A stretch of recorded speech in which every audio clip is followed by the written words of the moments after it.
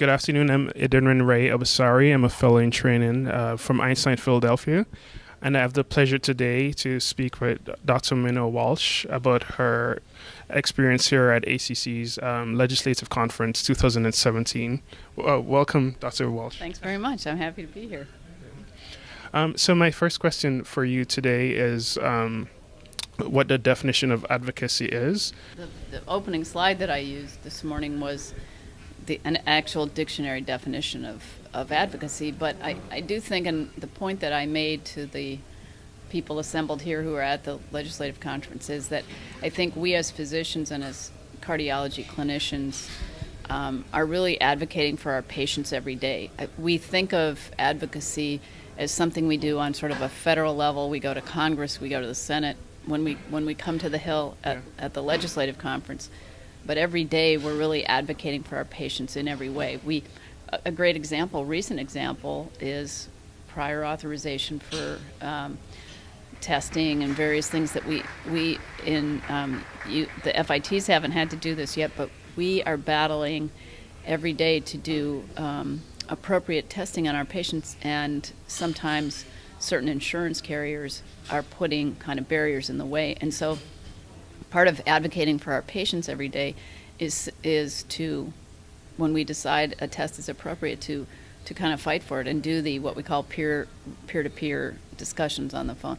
That's patient advocacy, advocating for your patients if they need medication that they can't afford, things like that. So I think we have to think of advocacy in a much broader way than just we go to our legislators and talk to them about bills that we think should be passed. Well, that's very useful, and you as a president of the ACC, you're very inspirational to us as fellows in training, and it's good for us to know the practical ways to be advocates every day, so we appreciate that. The next question I have is, today in your talk, you focused, one of your emphasis was the use of social media, and as fellows, that's something a lot of us are very familiar with and can relate easily to.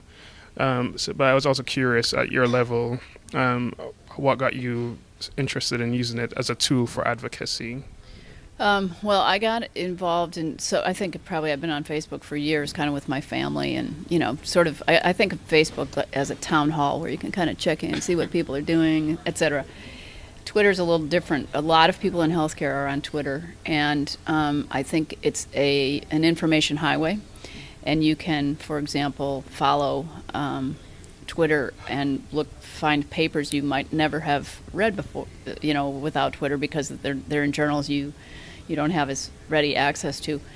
But on the advocacy front, and this is something I've discovered more recently, every member of Congress and every senator and all your elected officials all are on social media and Facebook, and so we have direct access to their opinions, and they post them regularly, and they post whether they support a bill or not. And so it can be a two-way street where we can say back to them, make comments. You can make comments on a Facebook page of one of your elected officials, or tweet a thank you once you've left it. You don't have to. You can email them too. They have email, but the immediacy of social media, I think, is very important, so that you can react instantly. You can thank if a vote passes. If, for example, as the ACC supported when the Senate voted to repeal it and replace, and the ACC came out strongly to each senator that we advocated that the ACA not go away. And on social media, you can thank those senators then immediately for their vote as it's happening. So I would say that I've found social media for some time now, but have lately come to use it as an advocacy tool. Yeah, I agree. It seems like a very timely and responsive way to communicate and advocate for the needs of our cardiology and general medicine environment. My final question to you is regarding the way you make decisions, especially as a president with the ACC. I found it to be a very interesting concept in terms of a decentralized decision-making process and Centralized centralized authority. Right. Yep. So if you could talk about a bit more about that and about the Health Affairs Committee, because I think that would be a good example for us as fellows in training to use in our careers as well as we seek to advance in our fields. So the college has a newer governance model, where the authority is centralized and the decision making is more decentralized. The authority rests with the Board of Trustees. The decentralized decision making means that committee chairs, section chairs, and others have the decision making capability for many different issues. In the past, kind of everything used to roll up to the Board of Trustees. Yeah. How this affects the Health Affairs Committee, which used to be called the Advocacy Committee. Oh, right. Up until the last couple of years, it was called the Advocacy Committee. Is that we have a set of health policy principles that were put forward by the Health Affairs Committee and approved by the Board of Trustees. And everything that the college supports with regard to health policy comes to the Health Affairs Committee for their opinion. Do they think we should support or not support? There's some robust discussion, and the recommendation is made for support or not supporting. And then it comes to the president to sign. So the president, then this is a good example of this centralized authority, decentralized decision making.